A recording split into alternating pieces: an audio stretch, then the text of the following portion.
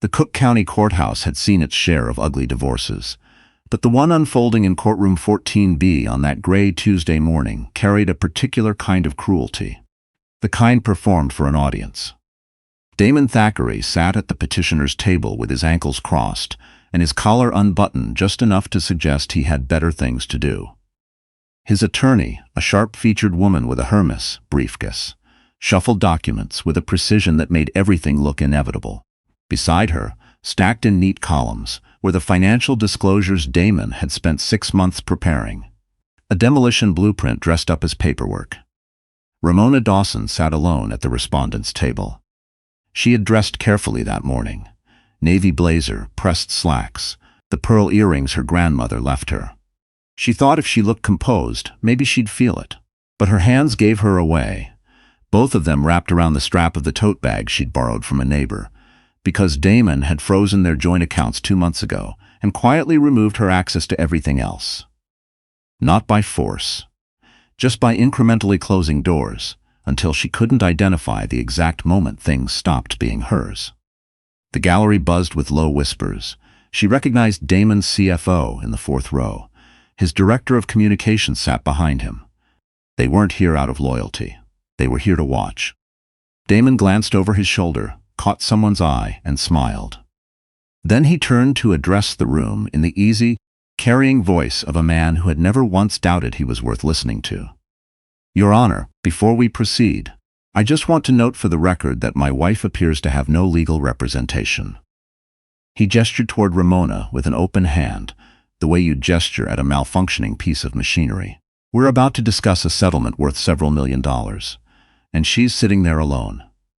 I feel it's my duty as a concerned party to flag that to the court. A ripple of restrained amusement moved through the gallery. I'm not sure whether that's a strategy or a situation, he added, but I don't think the court should slow down to accommodate it. From directly behind him, Mina Taft spoke without turning her head. She sat in the 1st row of the gallery in a cream blazer, her voice pitched at exactly the volume to carry without technically being loud. She can't afford one. That's what I've heard. More laughter, quieter but unmistakable. Ramona stared at the surface of the table in front of her. She had rehearsed this. She had stood in the bathroom of her sublet apartment at 6 that morning and told her reflection, out loud, that she could handle it, that she would not let him make the courtroom into theater, that she would not give him the satisfaction of watching her flinch. But rehearsals don't account for the sensation of being laughed at by people who once smiled at your face across dinner tables.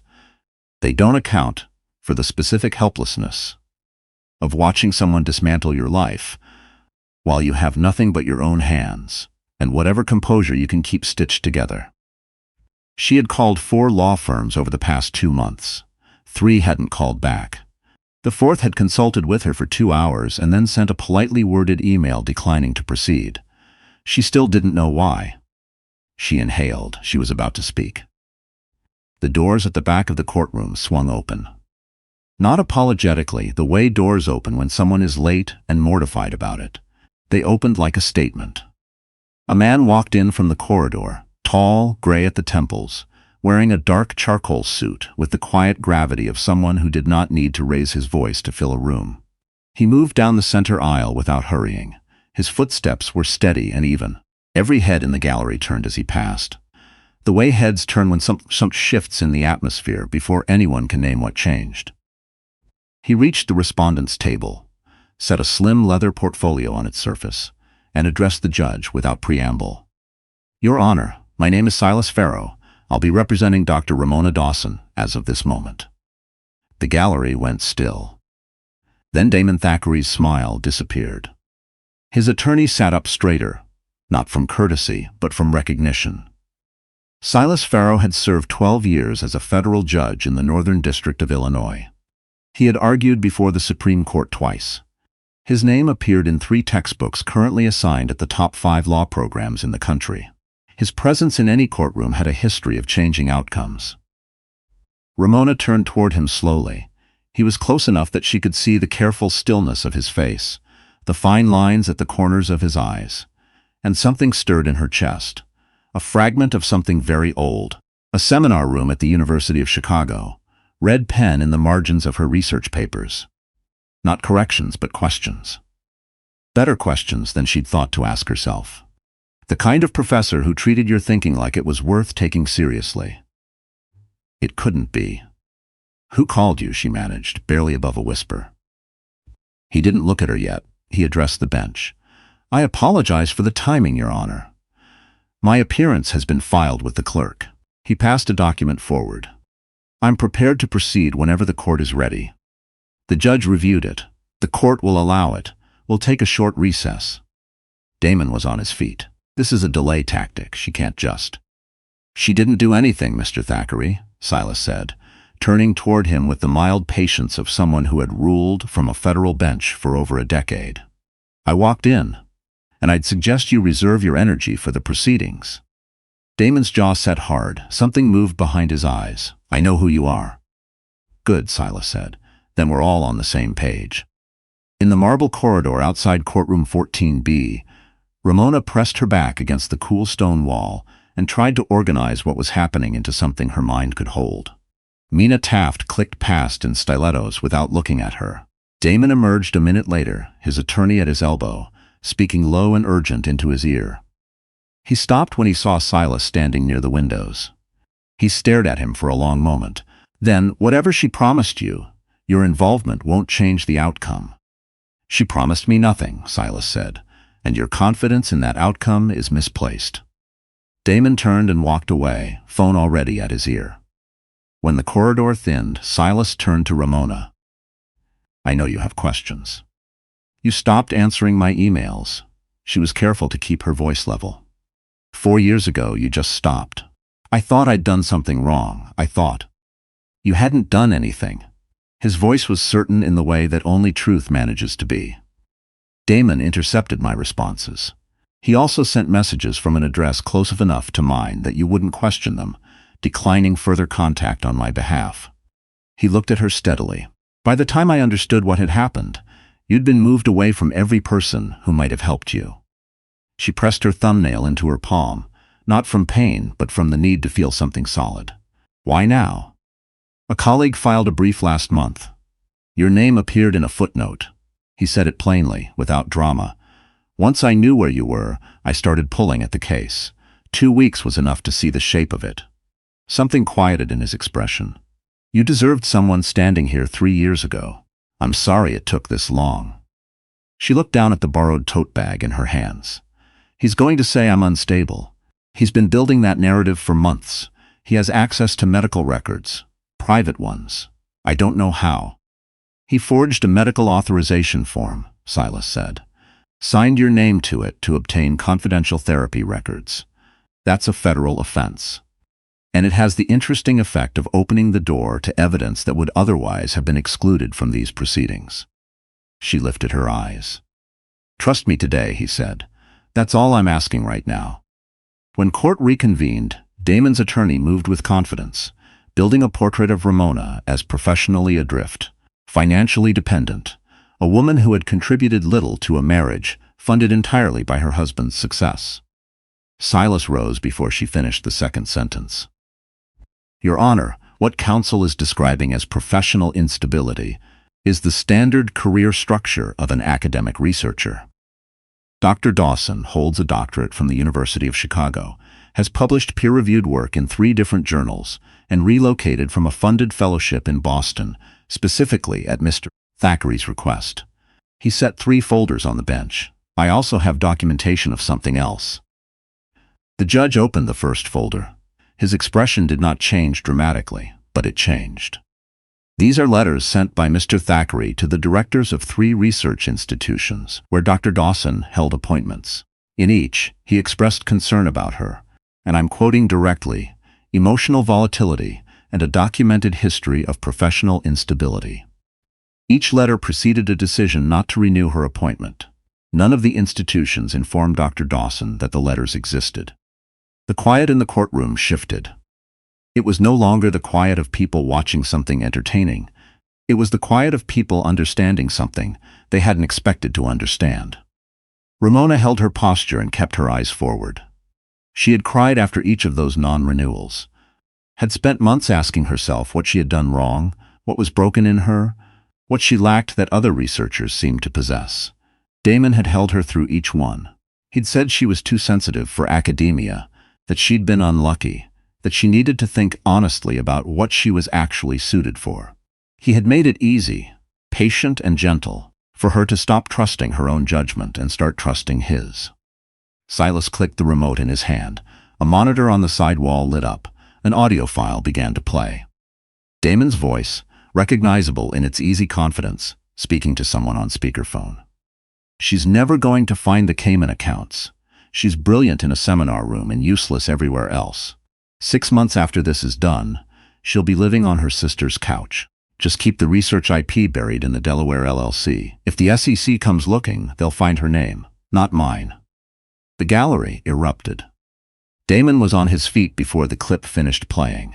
That was a private conversation he had no right to. Obtained from Thackeray Consulting's own internal servers, Silas said, without raising his voice. During a discovery request processed last month. The timestamp is March 14th of this year. Damon's attorney grabbed his arm. He shook her off. You have no idea what you're doing, he said. His voice had lost its carrying quality. It was tight now, aimed at Ramona directly. You think this is winning something? You'll regret every part of this. Silas stepped forward. My client doesn't need to respond to you. Order. The judge's voice dropped into a register that required no volume to carry authority. Mr. Thackeray, you will address this court appropriately, or I will have you removed. Those are your two options. Damon sat. Monday, he looked across the aisle at Ramona, and for the first time since she had known him, in the early years when she thought his certainty was strength, and in the later years when she understood it was armor, she saw something real beneath it. Fear, actual, unguarded fear. She looked back at him without flinching, and then she looked away, because he was no longer the most important thing in the room. The recess that followed was quieter. Ramona stood at the corridor window watching LaSalle Street below. Chicago in October, the city moving at its ordinary pace, entirely indifferent to what was being decided 14 floors above it. Silas appeared beside her. He had 2 cups of coffee from a vending machine down the hall. He handed her one. The Delaware LLC, she said, without turning around. My name is on it. Yes. And the patents. The 3 patents from my doctoral research, the ones I licensed to Thackeray Consulting, are now registered as assets of that LLC. He paused. He moved them 18 months ago when the SEC began preliminary inquiries into his firm's billing practices. He needed the intellectual property off his personal balance sheet. Yours was the name he used. She turned the cup in her hands. The coffee was too hot to drink, but she held it anyway. He chose me for this. It came out as a statement, almost matter of fact. Silas looked at her steadily. There's a private investigator report from 8 years ago. Before you met him, he had you assessed. He said it without softening it.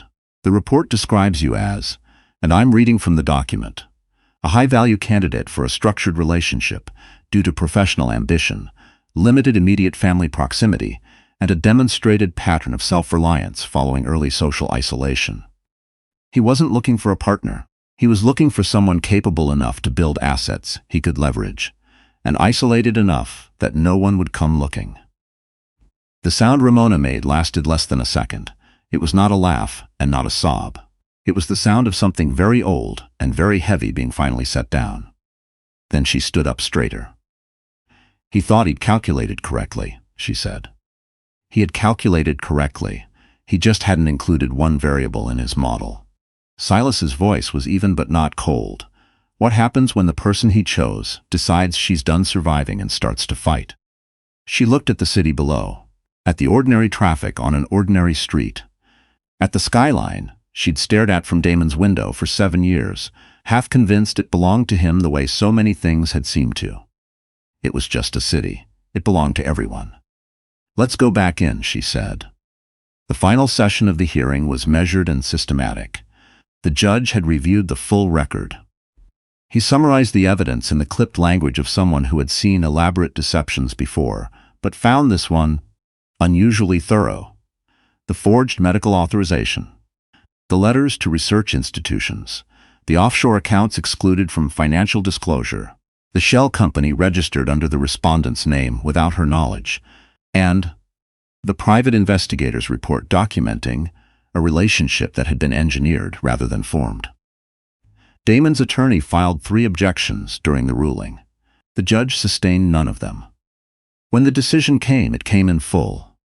Ramona Dawson was awarded ownership of the 3 patents, which the court determined had been improperly transferred to an entity registered in her name without her consent or knowledge.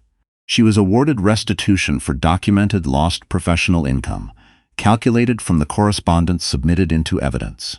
She was awarded her equitable share of the marital estate, recalculated against the complete asset picture, including the offshore accounts that had not appeared in the original disclosures. The forged medical authorization was referred to the Cook County District Attorney's Office. The asset irregularities were referred to the SEC. Damon said nothing when the gavel came down.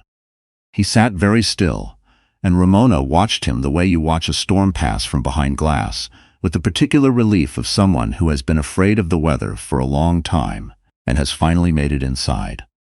On the courthouse steps, a small cluster of reporters had gathered. Someone had gotten the result before she reached the door. A microphone appeared in front of her. She stood for a moment. October light, gray and silver and cold. LaSalle Street below. The city moving without waiting for anyone. "Dr. Dawson, do you have a statement?" She thought of the woman she had been at 7 that morning, clutching a borrowed bag, rehearsing words she wasn't sure she'd be given room to say. "I spent a long time being told I wasn't capable of managing my own affairs," she said. "That I was too emotional, too dependent, that everything I had came from someone else's generosity." She looked directly at the nearest camera. "I want to say to anyone hearing this, the person who told you, that had a reason to need you to believe it, that reason was not your benefit." She let a moment pass. "Find out what you actually know. Find out what you've actually built. The truth is almost always more than they let you see." She stepped back from the microphone. Silas stood a few feet to her left, portfolio under his arm, watching the street below with the relaxed attention of someone who had spent decades in high-stakes rooms and had learned how to rest between them. "You should have done this professionally," he said. "Teaching or the law. You've got better instincts in front of a room than most attorneys I've worked with." "Same skill set," she said. "Different furniture." A car pulled to the curb. She looked at it, then at the street, then at the skyline. The same skyline she'd looked at from Damon's apartment window and thought, for years, was somehow his. She got in the car. 6 weeks later, the 3 patents were retitled in the United States Patent and Trademark Office records under her name.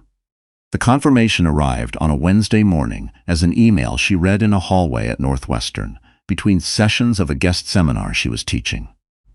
The hallway smelled like old carpet and chalk dust. Behind a closed door, her students were talking. She read the email twice, put her phone in her pocket, straightened her blazer, walked back into the seminar room. 12 students looked up from their notebooks, ready. Ramona stood at the front of the room and took one breath, the kind that fills everything evenly.